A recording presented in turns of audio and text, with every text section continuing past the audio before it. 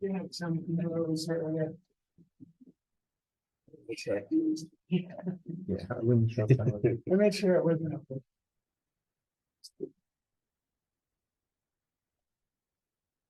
No, so joking that you were gonna bring something to drink tonight. That's why, my bad. It's Tara's fault. That's why I'm late.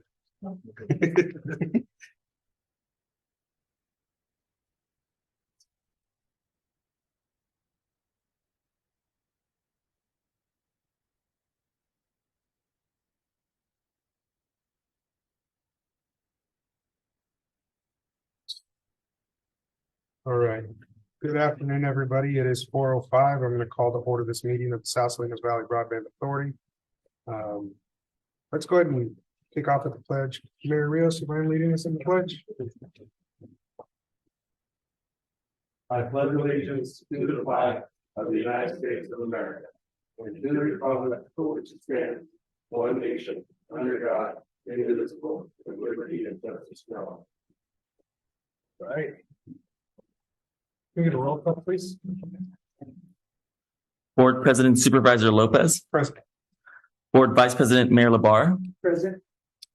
Board Member Mayor Bob White, Here. Board Member Council Member Alejandro Chavez, Here. Board Member Mayor Rios. Here. All right, let the record reflect all members present. At this point, we're going to open up business from the public, which is just another way to say public comment. We invite the public to share comments with us today regarding items not on today's agenda, but within the purview of this particular body. We invite folks via Zoom to use a raise hand function in order to be recognized. We'll allow 2 minutes per speaker. Looking out in the room, I don't see anybody approaching the dais. So we'll go ahead and go to Zoom, and I see Roy Santos with his hand up. My guess is he needs to be promoted to panelist, but we'll go ahead and give you the ability to speak, Roy.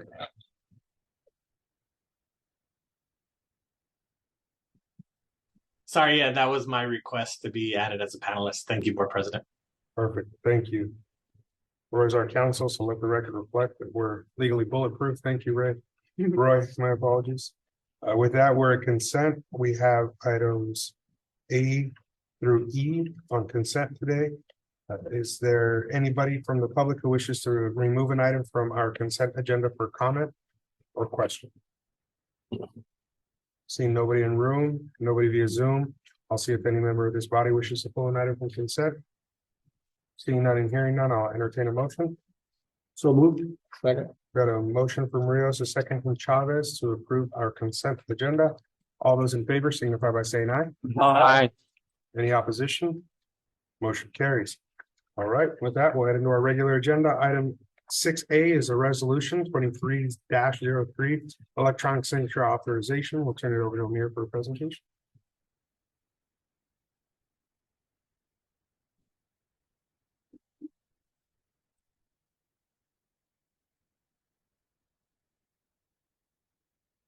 Please turn to page 13 to begin looking at the resolution that MBEP staff and the General Counsel worked on to develop on electronic signatures authorization.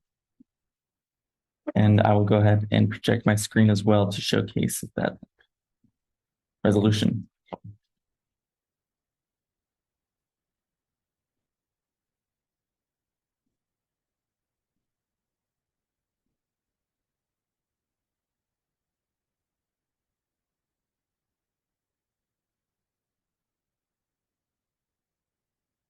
So this resolution is really focused on facilitating the process for the board to sign documents and allow them to review documents at a quicker pace than currently stated.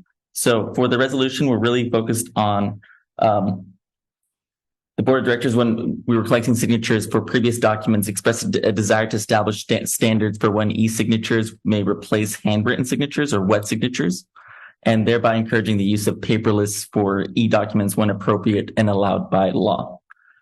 Through that collaborative effort of MBEP staff and General Counsel of the SSVBA, we prepared this resolution. Now, as you can see with the resolution, it defines electronic signatures very clearly, and it defines it as data in electronic form that is attached to or associated with other data in electronic form in order to be used by the signatory to sign thus providing any electronic form of a signatory's original signature on an electronic document may constitute that electronic signature. It's not required to be subject to a digital certification, which differs it from a digital signature. That's why we use that language very specifically.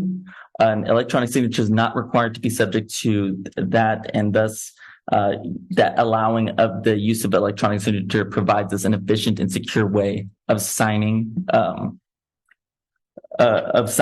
documents provided, and increase productivity by facilitating the proper use of electronic records and electronic signature technology to collect and preserve those signatures. As we scroll down through the resolution, you can go into page 14, and at the start of page 15, it goes into the allowed areas to when electronic signatures could be used. And with that, it looks at the document types, the electronic signatures when they are acceptable, and notes to add further context. And this as well, if General Counsel has any additional items reviewing for each of these particular document types, then that concludes the presentation on the resolution. Thank you, Amir. I'll see if there's any questions from the dais. Okay, we'll go out and see if we have any questions from the public. We invite the public to use the raise hand function via Zoom using *9 or the raise hand function at the bottom of your screen, or come forward in room. Seeing nobody approaching and no hands up via Zoom, we'll close public comment, bring it back. Just one really quickly, for clarification for the public. So when we're talking about electronic versus digital, electronic is just an electronic signature. Digital would be something like a DocuSign signature, which is certified, something like that, basically. Yeah, digital signatures, it just adds another layer of verification process, would then make it a bit moot to allow electronic signatures, because the whole purpose is just to facilitate the process for us. Got it. Just wanted to verify that for the public. And this is also good for emissions because Amir doesn't have to drive down here all the time to grab the so it saves time, saves money, saves the environment. Hell of a deal. All right, so hearing no other issues out there, we'll go ahead and see if there's a motion to approve this resolution. Motion to approve. Second. Oh, go ahead. I'll second. All right, take the motion from the bar, the second from White, and with that, everybody in favor signify by saying aye. Aye. Any opposition? Motion carries unanimously. All right, with that, we'll head into item 6B. 6B on today's agenda is the National Telecommunications and Information Administration presentation, NTIA. So for that, that's staff.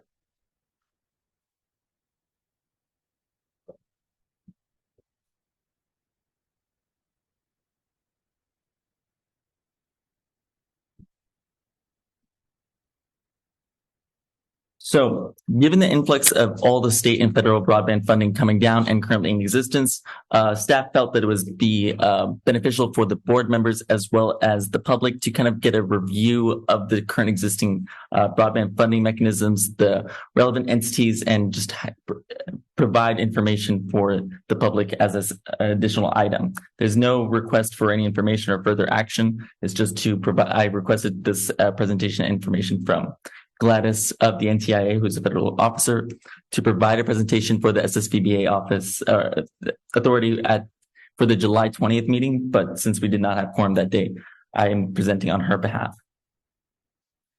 So to direct you to the discussion around high-speed internet for all when it comes to the state entities, CPUC, as you know, manages the state's broadband grant programs, licenses and regulates providers, promotes digital equity, and analyzes the impact of the digital divide. So when we look at CPUC and the chain of different programs that fall under it, one of the most common ones include CAST, which has up to $150 million allocated for it per year. That does not mean it will reach $150 million per year, as that will differ year by year depending on the California state budget. CAST assists with broadband infrastructure deployment, adoption in public housing, tribes, and unserved areas.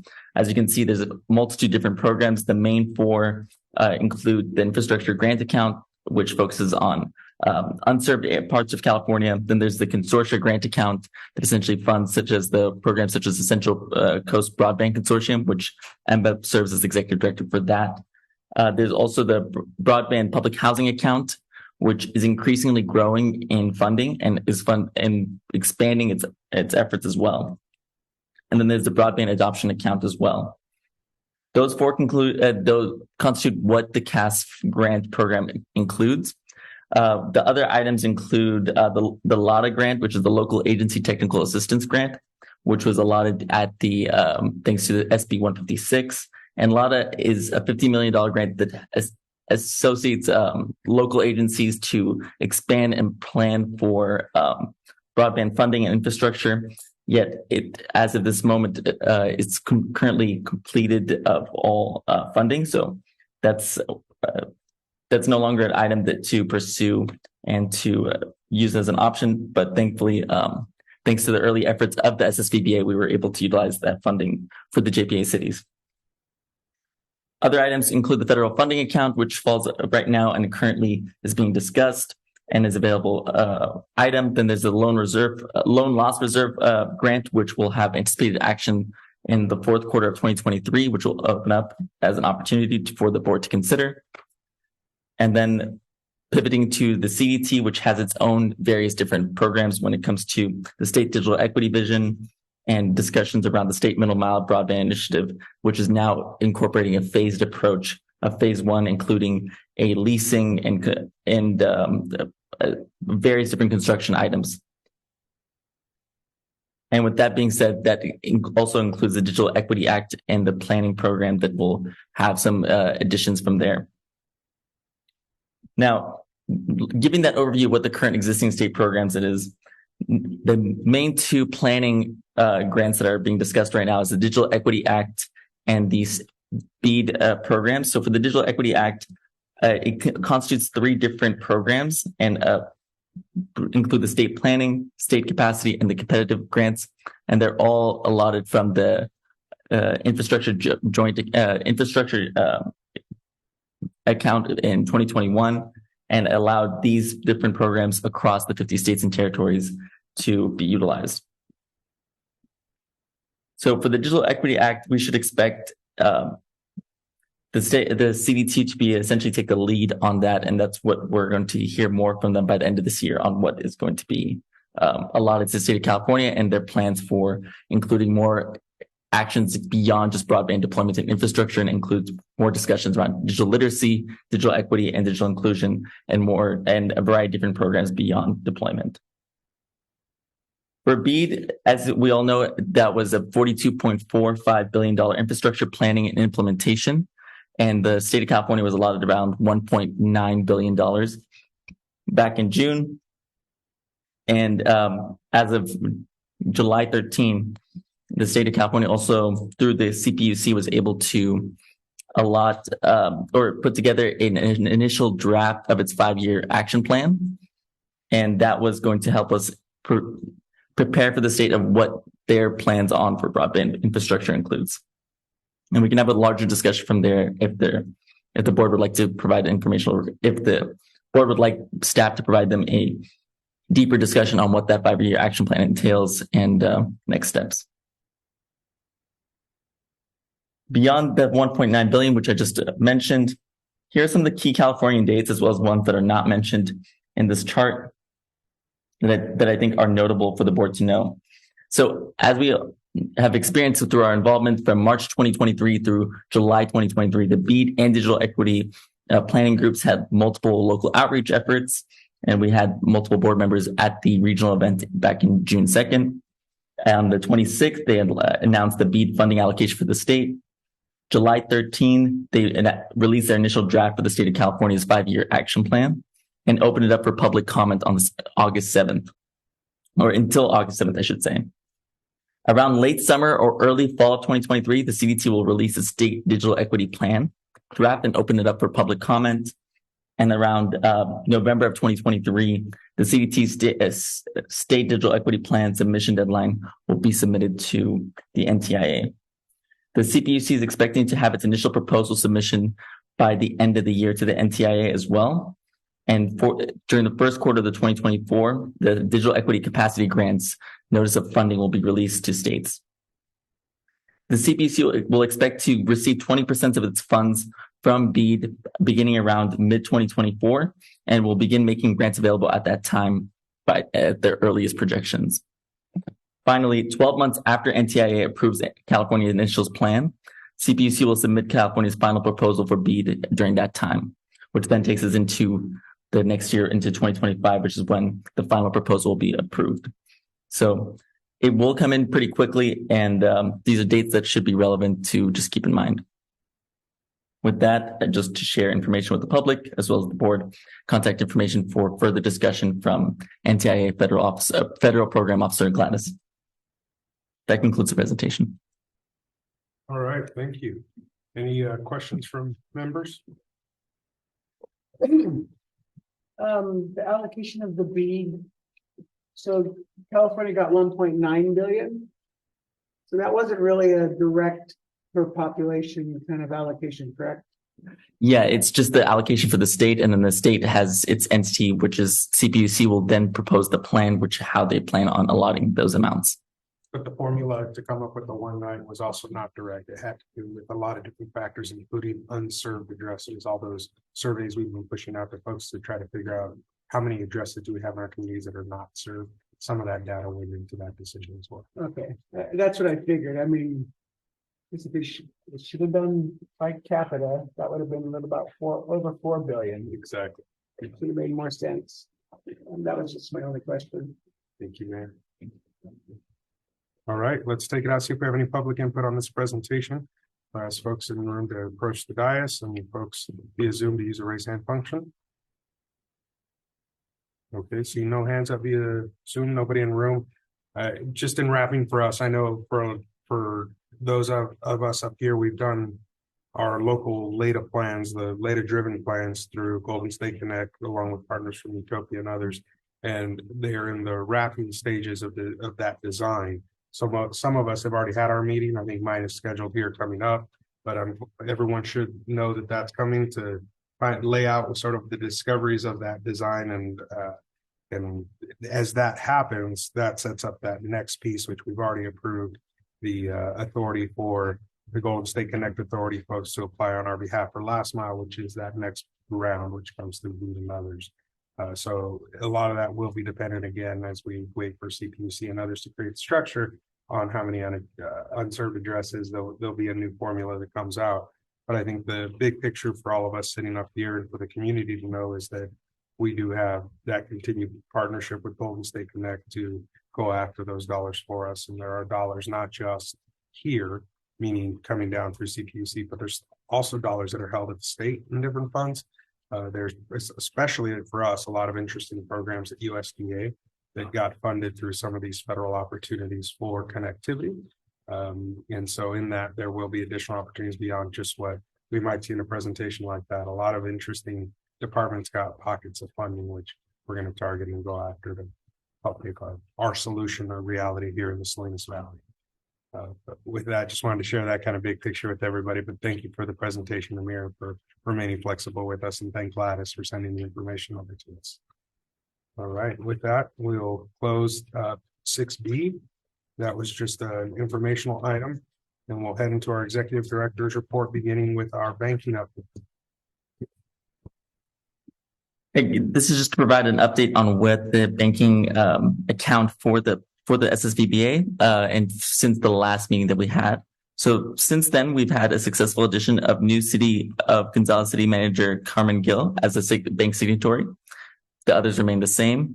And then as of the public account balance update as of August 1st, there's $125,000 in the SSVBA bank account from the $25,000 from each of the cities and county for their 2022-2023 agreed upon funding apportionment. And just as a final item of that, the SSVBA invoicing to be expected to sent out to request each of the JPA members' fiscal year 2023-2024 funding input into the JPA.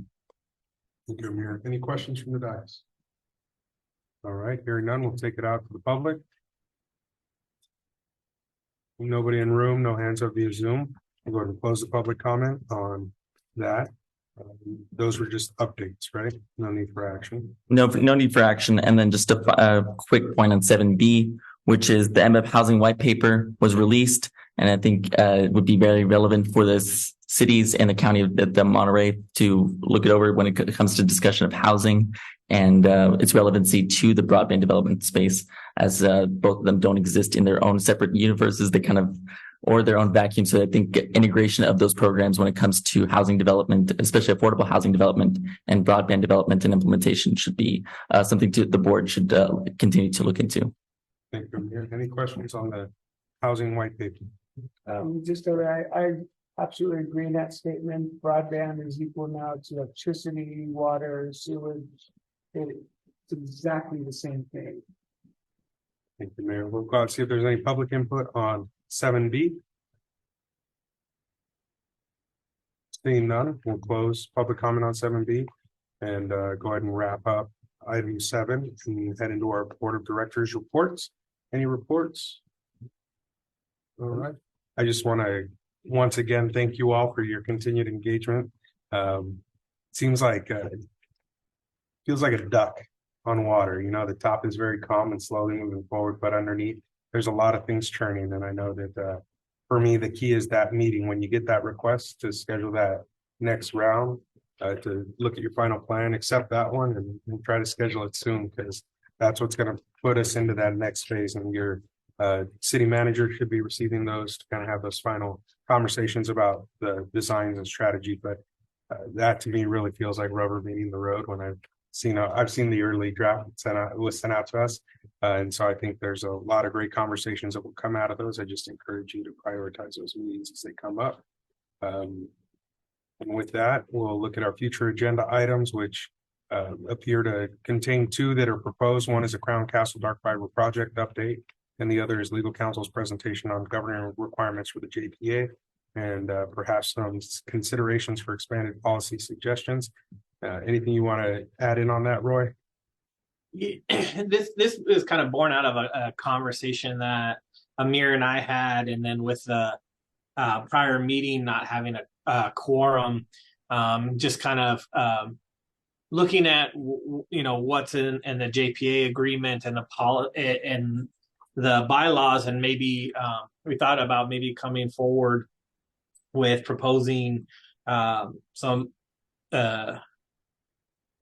policies on attendance and like notice requirements, so that everybody lets everybody know when they're can't be there, or having alternates attending. And then the other ones is some of the like kind of key policies that as a new authority that we're in the process of getting everything together. One of those kind of things that is inevitable we need is purchasing and procurement policies and things like that. So the thought was basically to kind of come to the board at another point, do a quick presentation on general requirements under the JPA agreement, and then to talk about possible policy changes or enactments of policies relating to attendance and alternates, and then get direction on whether or not the board would like us to prepare policies governing, procurement and contracting and things of that nature for the authority. All right. Thank you, Roy. So we look forward to you bringing that forward at the next meeting. All right. Any one more time, public comment, anybody? No, I tried. Anybody on Zoom? Seeing no hands up. I just want to thank everybody for continuing to engage with us as we move forward, and better days in terms of connectivity are ahead and hopefully right around the corner. So thank you all for all your efforts. Amir, thank you for keeping us on task, and we'll see you guys at the next one. Thanks. Thank you, everybody. When was your meeting, Mike? The last week?